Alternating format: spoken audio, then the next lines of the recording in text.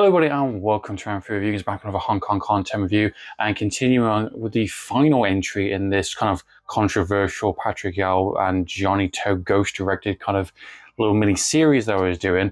I did 3 films. I've done reviews for the 2 previous films, The Longest Night and The Odd Ones Die. And this third one, which was very difficult to track down and very difficult to kind of get access to. Thank you to my kind of blazing angel, let's just say, a bit of reference there to Jet Li, to help me out to basically watch this film and talk about it with you guys on the channel. This is, of course, to expect the unexpected. This is directed by Patrick Yao and ghost-directed by Johnnie To. Released in 1998, the same year as The Longest Night. This film is packed with a lot of Johnnie To regulars from Lau Ching Wan and Simon Yep being the 2 kind of main leading characters. There's kind of buddy kind of cops friendship. There's a lot of other supporting characters, a lot of Johnnie To regulars that appear in many of his films throughout the decades, and it really is a great cast of characters. And Expect the Unexpected is a very odd one, very similar to The Odd Ones Die in terms of its tone. This film is a hour-and-a-half movie. It's a very simple kind of, procedural kind of crime thriller with a bit of light-hearted comedic kind of banter between these characters.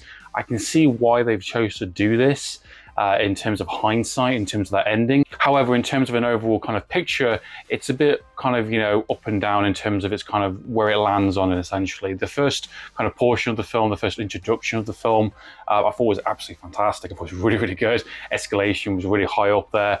Some brilliant action set pieces. Throughout the film, all the action set moments, gunplay, car chases, all of them are really top-notch, really well delivered.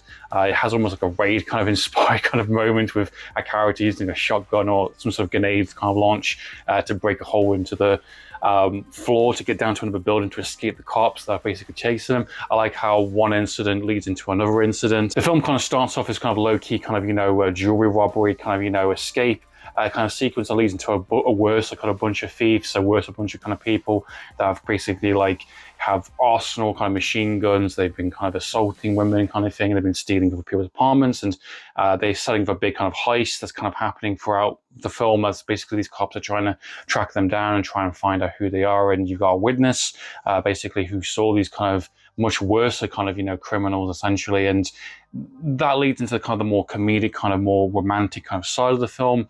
The film itself, I think, it's pretty enjoyable. I think it's a really good, solid, enjoyable kind of crime thriller that has a really weird kind of tone that doesn't always quite work for the film's benefit. But I did actually quite enjoy the journey that I went on with. When you're going from a really intense opening kind of section with a lot of characters getting killed and there's blood squibs and there's some pretty harsh kind of, kind of the subject topics kind of thing within that kind of introduction with this kind of day in the life of, these criminals and cops trying to track them down, to kind of this kind of weirdish kind of banter, kind of, soft piano, light-hearted, whimsical kind of, tone.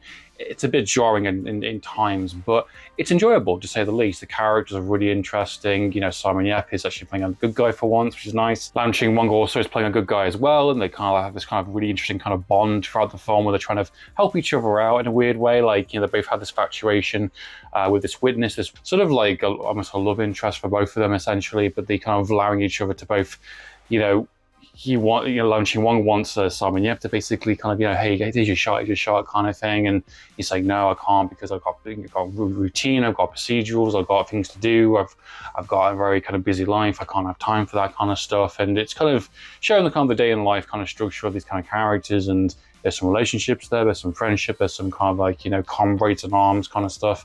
And obviously leads to the kind of more kind of gritty, kind of more violent side with the kind of chasing down these kind of criminals that are the main kind of threat for the film itself. I do think the tone gets a little bit distracting at times. Sometimes it works, sometimes it doesn't. However, the casting characters are really enjoyable. There's a lot of kind of Johnnie To regulars that are in this film, and you are invested. You do care what happens to them. Banters with these kind of characters. I liked a lot of what was presented there. Sometimes the kind of the back and forth of that, the flip side of that, the fluid of it, doesn't always quite work in some of its tone. It's not trying to be slapstick or comedic too much, but it's just kind of a little bit distracting for the film's own good when you've got a crime thriller happening in front of you and then it goes to these kind of dialogue sequence back and forth between this kind of on and off kind of love interest. It's a little bit distracting. It doesn't quite work with the flow of the film and it kind of makes it a little bit kind of like, oh, when are we going to get back to that? Oh, well, now we're back to it kind of thing. All the crime stuff, all the kind of thriller aspect is really top notch, really well executed. And while I think the ending does work, and there's a point to it in terms of that shock factor, it becomes a question of, does it overall pay off? Does it justify that kind of ending? And I think that's down to you as an audience member. For me, I think The Longest Night definitely is the definitive version of that film. In fact, I think that came out the same year as this one did. So I think he's definitely grown as a kind of director, doing the other ones, kind of Die First, then doing this, and then doing this last one being The Longest Night. Definitely is the definitive version of those previous two films that I've talked about, and I think it justifies even more in that film its kind of tone, its kind of its structure, it's really dark ending. But that makes sense, being the fact that it was practically directed by Johnnie To in that one for sure. I'll be very curious to see if this film gets a kind of UK release or even US release at some point down the line. I think definitely there's a market for it. The fact that it is available on some kind of format already. I definitely hope to be some kind of trilogy pack of some kind. I think that definitely would be a really good way of kind of selling the kind of all three films as a package, but we'll see what happens down the line for sure. So what are your thoughts and opinions on The Unexpected, guys? Please comment down below. So in the meantime, guys, Amphlett Reviews, signing out.